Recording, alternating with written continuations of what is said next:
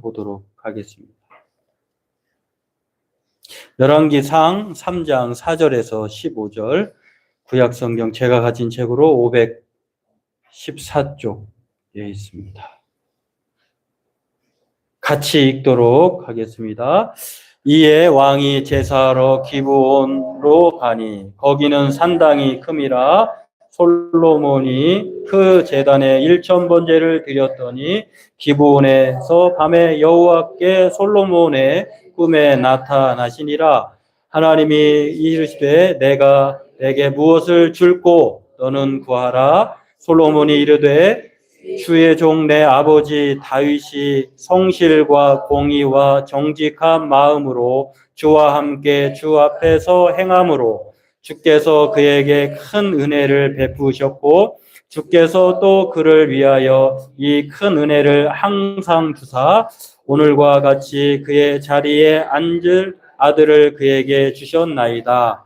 나의 하나님 여호와께서 주께서 종의 아버지 다윗을 대신하여 왕이 되게 하셨사오나 종은 작은 아이라 출입을 할 줄 알지 못하고 주께서 택하신 백성 가운데 있나이다. 그들은 큰 백성이라 수요가 많아서 셀 수도 없고 기록할 수도 없사오니 누가 주의 이 많은 백성을 재판할 수 있사오리까?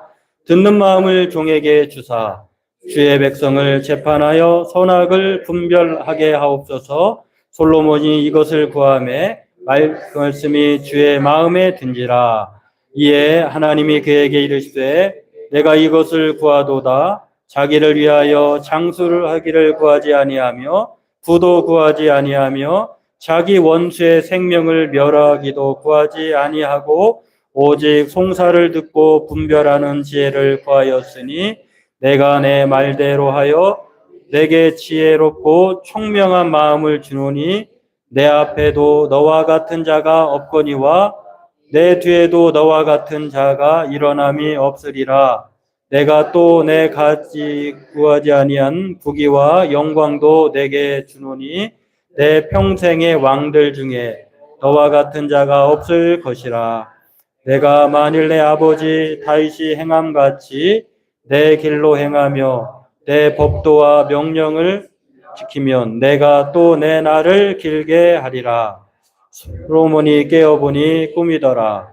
이에 예루살렘에 이르러 여호와의 언약궤 앞에 서서 번제와 감사의 제물을 드리고 모든 신하들을 위하여 잔치하였더라. 아멘. 예, 긴 말씀인데요. 읽을 필요성이 있어서 함께 같이 읽었습니다.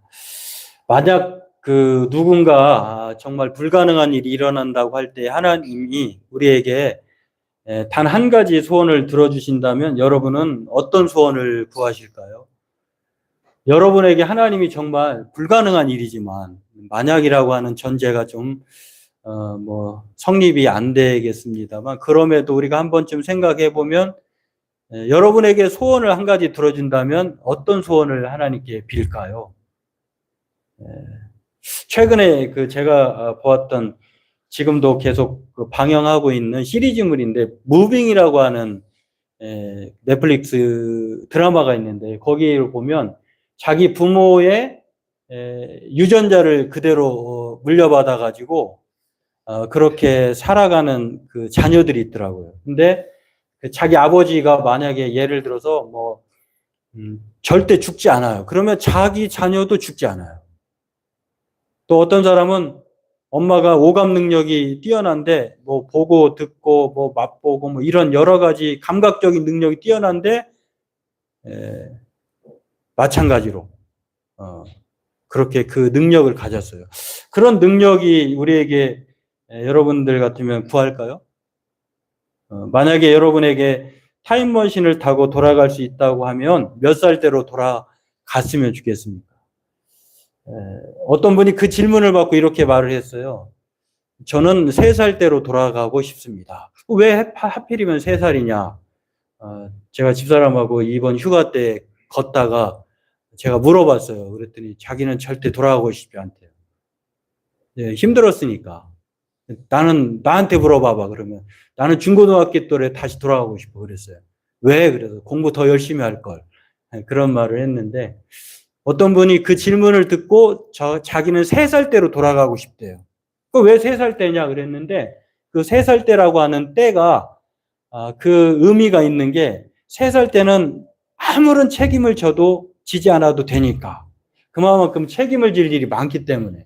3살 때는 뭐 누가 뭐를 해, 뭐 어떤 일을 해도 뭐 너 왜 이렇게 했어? 뭐라고 묻지 않잖아요.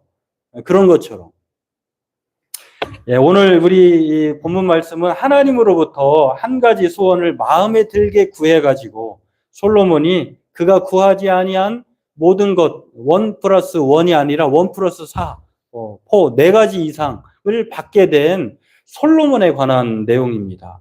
다시 말해서 하나님의 마음에 든 것을 구함으로 하나님의 큰 은혜를 받아 그의 인생의 전무후무한 삶을 살았던 오늘 우리가 기억하고 있는 우리 권사님도 방금 기도의 내용을 통해서 지혜의 왕 하면 솔로몬으로 떠오를 만큼 또 모든 부귀 영화를 솔로몬처럼 누려본 사람이 없을 정도로 정말로 독보적인 존재 솔로몬에 관한 내용입니다. 오늘 이 본문은 정말 우리가 하나님 앞에 마음에 들게 구함으로써 하나님의 큰 은혜를 받아 살았던 솔로몬과 같은 저와 여러분들 그렇게 살기를 바라는 그런 마음을 통해서 말씀을 통해서 은혜를 함께 나누고자 합니다. 오늘 본문은 이스라엘의 초대 왕 사울에 이어서 다윗이 왕이 되었는데요. 다윗 왕의 아들인 솔로몬에 관한 내용입니다. 솔로몬이 이제 왕이 되어서 그가 하나님을 사랑한 나머지 기브온 산당이라고 하는 곳, 기브온 산당이라고 하는 곳은 기브온 지역에 있는 가장 큰 그 당시에 성전이 지어지지 않았기 때문에 제사 드리는 곳, 예배 드리는 곳이 기브온에 있었는데 가장 큰 산당이었어요. 이곳에 가서 일천번제를 드리는데 일천번제는 숫자의 1000번이 아니라 그만큼 많은 양의 1000번의 제물의 그 양을 드렸다 하는 의미에서 아무튼 성대한 하나님의 큰 은혜를 받은 것에 대해서 감사하면서 기브온 산당에서 솔로몬이 그렇게 제사를 오늘로 얘기하면 예배를 드린 것입니다. 그런데 그 예배를 드린 나머지 너무 힘들고 피곤하지 않았겠어요?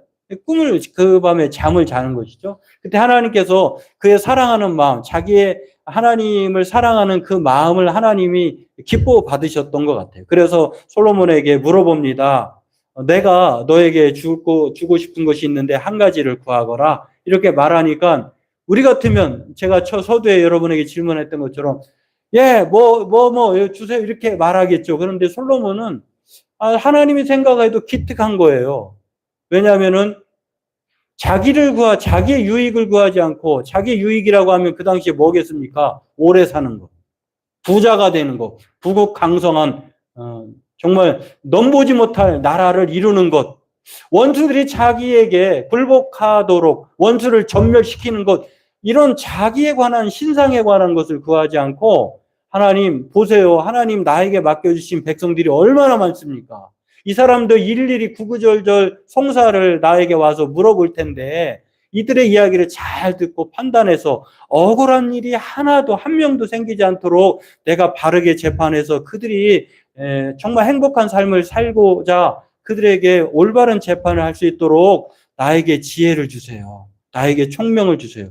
이렇게 구한 거예요. 자기의 유익을 구하지 않고 정말 백성들을 올바르게 그 말을 듣고 판단할 수 있는, 재판할 수 있는 지혜를 구한 거예요. 그 지혜에 관한 이야기가 좀 나중에 오늘 본문 이후에 나옵니다만 정말 기가 막힌 그런 지혜로 판단을 하죠. 진짜 엄마가 누군가. 여하튼 이런 하나님의 마음에 들어서 이 마음에 들다라고 하는 성경의 히브리어 표현은요. 좋다, 기쁘다, 훌륭하다, 올바르게 판단하다, 사용하다 이런 뜻이에요. 그러니까 하나님이 보시기에 이 솔로몬의 대답이 좋은 거였어요. 기쁜 거였어요. 올바르게 사용한 하나님의 찬스를 그가 이용한 것이겠죠. 그렇습니다. 오늘 자기의 유익을 구하지 않는 것은 곧 하나님의 마음을 구하는 것이다 라고 하는 것을 우리는 성경을 통해서 알 수가 있어요. 그러니까 하나님이 마음에 들었기 때문에 하나님께서 네 말대로 내가 너에게 지혜롭고 총명한 마음을 주노니 하나님이 그 마음에 들면 하나님께서 자기 그 마음에 든 사람의 말대로 그렇게 응답해 주신다라고 하는 것을 알 수가 있다고 하는 것입니다. 그렇습니다. 오늘 우리가 사는 세상은 정말 우리가 하나님의 마음에 들도록 살까요? 하나님의 마음을 구하면서 살까요? 내 욕심, 내 야망, 내 계획이라고 하는 자기 중심적인 삶이 아닐까 하는 생각을 갖게 됩니다. 오늘 우리가 요즘에 일어나는 일들만 보세요. 다 보면은 각자 도생 혹은 자기 사익, 유익을 위해서만 사는 것 같아요. 자기 마음에 들면 뭐 남이 피해가 있든 없든 상관하지 않아요. 자기 욕심을 채우면 남이 죽든 말든 어쩌다 이런 세상이 됐을까? 성경은 그러한 삶, 그러한 자기 욕심에 따른 삶을 성경은 야고보서 4장 15절, 16절에 이렇게 말합니다. 너희가 도리어 말하기를 주의 뜻이면 우리가 살기도 하고 이것이나 저것을 하리라 할 것이요. 이거를 이제도 너희가 허탄한 자랑을 하니 그러한 자랑은 다 악한 것이라. 그러니까 하나님의 뜻을 구하지 않고 하나님의 마음으로 그런 자기 중심적인 삶을 사는 것에 대해서 자랑하는 삶이라고 말하는데 성경은 그것을 뭐라고 얘기하냐면 허탄한 것이고 악한 것이다 이렇게 말을 합니다. 여러분이 한번 뭐 방송에서 보셨던 분도 계실 것 같은데요. 김장하라고 하는 어른 김장하라고 하는 어른 프로그램이 EBS에서 방송한 것으로 아는데 또 YTN에도 보고 방송한 걸로 아는데 그분이 이런 말을 했어요. 똥은 쌓아두면 구린내가 나지만 흩어버리면 거름이 되어 꽃도 피우고 열매도 맺습니다. 돈도 이와 같아서 주변에 나누어야 사회의 꽃이 됩니다. 이 말을 그대로 실천하는 사람이 한의사였던 김장하라고 하는 정형외과 의사이자 제가 지난번에 제가 가끔 차 운행을 하다 보면 물론 이제 타시는 분들이 멀리서 오시는 어른 우리 장로님 그다음에 집사님 그러신 분들 또 우리 모든 관심사가 뭐 요즘에 젊은 친구들 마찬가지인데 건강에 대해 내 몸에 대해서 정말 많은 이야기를 하죠. 한 주간도 지난 주간도 뭐 우리 성도님들 중에 아프셔가지고 또 코로나로 또 수수 후유증으로 또 날씨의 영향으로 많이 아프신 걸로 아는데 제가 이제 좀 몇 시간에 걸쳐서 이 건강에 대한 이야기를 설교 중간중간에 좀 해드려야 될 것 같아요. 왜냐하면 제가 뭐 전문가는 아닙니다만 전문가의 이야기를 빌어서 그 얘기를 해드리고 싶은데 그 중에 한 분이 지난 시간에도 소개했던 이창우 광림교회 장로님이기도 하신데요. 이분이 선한목자교회 병원장 이사장이기도 하고 병원장이기도 하고 또 뭐 좋은 일을 많이 하시는 분이시기도 해요. 이분이 쓴 책 바디 바이블이라고 하는 정형외과 의사인데 아주 상당히 이분이 연구도 많이 하시고 줄기세포에 관한 연구도 하시고 신앙적으로 훌륭한 분이기도 하고 그러시기도 하시더라고요. 근데 이분의 가정을 보니까 3대째 의사 가족이에요. 할아버지, 아버지, 그리고 본인. 자녀들은 모르겠어요. 군대 이제 제대한 걸로 알고 있는데 이분들이 이창우 장로님이 병원을 개원하면서 그게 22년 전이라고 해요. 네, 어떤 생각을 가지고 병원을 개원을 했냐면 이렇게 말을 합니다. 병원 개원 전 우리 부부가 서원한 것은 돈 많이 버는 병원이 아니라 돈 많이 벌어서 선교하는 복음 전하는 병원이 되는 것이다. 영리의 목적을 두지 않고 선교하는 데 이 병원을 개원하는 데 목적을 두었다고 하는 이 부부의 그런 바람. 그렇게 줄기차게 열심히 달려온 것이 바로 22년 되었다고 하는데 이분이 그 책 바디바이블에서 우리의 삶이 바로 빈 항아리에 물을 채우는 삶이다 이렇게 말을 했어요. 많은 사람들이 행복을 찾아서 그렇게 살아가는데 돈만 많으면 행복할 거예요. 그래서 돈을 찾아서 막 항아리에 채운다는 거예요. 좋은 대학, 좋은 직장을 갖기 위해서 정말 열심히 노력해야 되겠죠. 그런데 그렇게 채우려고 빈 항아리에 채우는 그렇게 노력을 한다는 것입니다. 근데 이 빈 항아리를 채우는 것은 아리스토텔레스의 행복론이라고 해요. 그런데 아무리 그렇게 이 세상에 그 어떤 것으로 이 빈 항아리를 채워도 마치 록펠러와 같은 이 부자가 어디 있겠습니까? 그 사람의 말처럼 당신에게 기자가 록펠러에게 물어봤잖아요. 얼마만큼의 돈이 있으면 더 가지지 않고 행복할 수 있을 것입니까? 라고 물었을 때 조금만 더. 이 조금만 더라고 하는 거. 우리는 사실 99가지를 가졌음에도 불구하고 그 한 가지 못 가진 것에 대해서 조금만 더 하다가 이 빙하라를 채워도 채워지지 않는다는 것입니다. 행복지수라고 하는 것, 단지 물질의 가치가 아니라 거기에는 뭐 여러 가지 만족도, 기대감, 자부심, 희망, 사랑과 같은 이 포괄적인, 한 가지가 아니라 포괄적인 만족이 진정한 행복인데 그런 것들을 이 세상에서 다 가진들 그 한 가지 포괄적 만족을 해주는 것 때문에 빈 항아리에 물을 채우는 것과 같다는 것입니다. 그런데 이창호 장로님이 뭐 말씀하시기를 어떻게 이 빈 항아리를 채울 수 있냐라고 말할 때에 이스라엘을 들어서 얘기를 합니다. 이스라엘의 삶의 그 근원에는 신명기 6장 4절 말씀이 있다는 거예요. 그 말씀이 무엇입니까? 바로 이스라엘아 들으라 우리 하나님 여호와는 오직 유일하신 여호와이시니 너는 마음을 다하고 뜻을 다하고 힘을 다하여 내 하나님 여호와를 사랑. 이 말씀에 이스라엘이 행복의 근원이 있다는 거예요. 빈 항아리가 이걸로 채워졌다는 것입니다. 왜냐하면 이스라엘은 강원도만한 땅덩어리밖에 안 돼요. 그리고 또 가끔 보면은 팔레스타인과의 전쟁이 있고 또 자원이 풍부한 나라도 아니잖아요. 그럼에도 그 나라가 세계 행복 지수를 따졌을 때 거의 상위권에 드는 이유가 무엇일까? 여기에 있다는 거예요. 그래서 복이란 하나님과 동행하는 인생이 누리는 행복이다. 이렇게 이 말씀을 근거로 말을 하고 있다는 것입니다. 오늘 솔로몬은 하나님께 자기의 유익을 내가 행복하려면요. 하나님 아시겠죠? 하나님이 분명히 제가 이번에 길 가다가 어떤 두 딸, 그러니까 한 3학년 정도, 2, 3학년 되는 아이들이 둘이 걸어가고 있더라고요. 근데 그 여자아이들이 뭐라고 하냐? 아빠한테 전화를 하는 거예요. 한 친구가, 아빠, 나 시원한 거 먹고 싶어. 그러니까 아빠가 뭐라고 하냐면, 엄마한테 말해. 그건 엄마한테 말하는 거 아빠가 말해줘. 그래, 알았어. 하고 끊더라고요. 그러면 그 옆에 듣고 있던 친구가, 우리 아빠도 내 말 잘 듣는데. 그러니까 요즘에는 아이들이 물론 엄마가 전지전능하고 무섭기도 하고 하지만 모든 경제권이 엄마가 가지고 있는데 이 아이가 제가 볼 때는 대단히 명석한 아이. 엄마를 이길 수 없어요.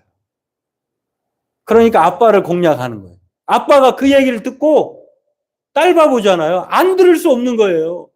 여보, 그냥 얘가 그러지 않은데 그런 것처럼. 여러분, 자기의 유익을 구하는 삶을 살 수 있잖아요. 아빠가 그 딸이 그렇게 말했을 때 그냥 예뻐 죽겠는데 그 말을 안 들을 수가 없잖아요. 그런데 하나님이 이 솔로몬의 구하는 것을 들어보니 아니 자기가 생각한 거하고 너무너무 그 이상의 것을 말을 하니 하나님이 솔로몬의 구하는 이 태도를 보시고 안 들어줄 수 없는 거예요. 그래, 네가 구하지 않는 것. 그는 지혜와 총명을 구했지만 하나님 이 백성을 보세요. 내가 올바르게 판단해야 이들이 행복합니다. 그러니 구하지 아니한 그 마음의 구함을 보시고 하나님은 그에게 오래 사는 것도 주시고 또 부귀 영화도 주시고 또 하나님께서 그를 전무후무한 훌륭한 말씀의 사람으로 그를 큰 은혜를 베풀어 주셨다고 하는 것입니다. 그렇습니다. 오늘 저와 여러분들 이 세상에 빈 항아리를 채우기 위해서 오늘도 열심히 세상을 살아가고 있을 것입니다. 그러나 오늘 이 빈 항아리는 이 신명기 6장 4절 말 하나님으로밖에는 채워지지 않아요. 완전하게 채워지는 것은 오직 하나님밖에 없다는 것입니다.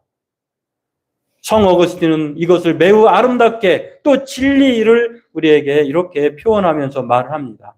당신 안에 참된 힘을 얻기 전까지 우리 마음은 제대로 쉴 수 없을 것입니다. 이것이 바로 우리에게 대한 하나님의 말씀, 진리라고 하는 것입니다. 그렇습니다. 오늘 우리는 내가 아닌 하나님 안에서 쉼을 얻을 수 있다. 행복을 추구할 수 있다라고 하는 것. 그래서 성경은 이 솔로몬이 바로 그 하나님의 마음을 구했던 것처럼 요한삼서 1장 2절에 이렇게 말합니다. 사랑하는 자여 내 영혼이 잘됨 같이 내가 범사에 잘되고 강건하기를 내가 간구하노라. 디모데전서 6장 17절 바울은 이렇게 말합니다. 내가 이 세대에서 구한 자들을 명하여 마음을 높이지 말고 정함이 없는, 이 정함이 없다는 말은 쉽게 잃어버린다는 뜻이에요. 재물에 소망을 두지 말고 돈은 있다가도 없을 수 있다는 것입니다. 오직 우리에게 모든 것을 후히 주사 누리게 하시는 하나님께 두며, 제가 가장 떨쳐버리기 어려운 유혹이 하나가 있어요. 그게 무엇이냐면, 제가 좋아하는 프로팀이 있거든요. 야구선 팀이. 그 팀에 대해서 성적이 올라가질 않아요. 그래도 절대 안 볼 거야 하면 저녁에 보면 또 거기 보고 있어요. 보면은 이 말이 항상 생각이 나요.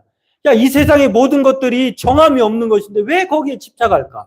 그 많은 사람들이 금요일 날, 토요일 날 줄 서가지고 로또를 사는데요. 그 다음날 가보면 종이 쪽지처럼 널려있는 로또 그 빈 종이가 어마어마하게 쓰레기로 남겨져 있다는 거. 이게 바로 무엇을 말하냐? 정함이 없다는 거예요.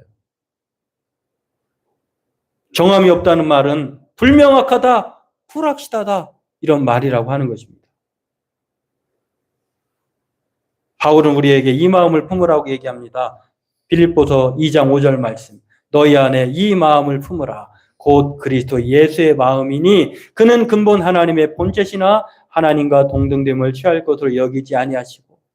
이렇게 예수가 그 하나님의 마음을 품었을 때에 결과적으로 어떻게 됩니까? 하늘에 있는 자들과 땅에 있는 자들과 땅 아래에 있는 자들로 모든 무릎을 예수 이름에 꿇게 하시고 모든 입으로 예수 그리스도를 주라 시인하여 하나님 아버지께 영광을 돌리게 하셨느냐. 하나님의 마음을 품으며 모든 사람이 하나님 아버지의 마음을 품는 자들에게 무릎을 꿇는다는 것입니다. 예수님이 바로 그 마음으로 사셨다는 것입니다. 하나님의 아버지의 마음을 따라. 가난한 집안에 태어난 두 형제가 있었습니다. 같은 환경에서 성장하고 먹고 자랐어요. 그런데 그의 결과는 완전히 달라진 인생으로 살게 되었다라고 하는 것입니다. 형은 자포자기 인생으로 거렁뱅이가 되었고 동생은 열심히 공부해서 대학 교수가 되었습니다. 어찌 이렇게 다를 수 있을까? 한 기자가 아니 같은 집안의 나랑 다른 형제가 어떻게 이렇게 달리 성장할 수 있었을까? 연구를 합니다. 특이한 것 하나를 발견합니다. 그 집에는 조그만한 액자 하나가 있었다는 거예요. 근데 그 액자에 문구가 적힌 글을 동시에 형제들이 봤다고 하는 것인데요. 이 기자가 그것을 보고 물어봅니다. 형에게. 액자가 집에 있었던 것 기억하십니까? 20년 동안 있었는데 기억하지 못할까요? 있었죠. 내가 20년 동안 그렇게 보고 자랐던 것인데. 근데 나는 그 액자 보고요, 절망했어요. 왜냐하면 Dream is nowhere. 꿈은 어느 곳에도 없다. 자기 집안도 가난하고 형편이 어려운데 이 문구를 보면서 더 좌절했다는 거예요. 동생에게, 대학 교수가 된 동생에게 물어봅니다. 동생은 웃으면서 이렇게 대답하더라는 것입니다. 기억나죠? 띄어쓰기가 잘못됐던 그 문구였어요. Dream is nowhere가 아니라 Dream is now here.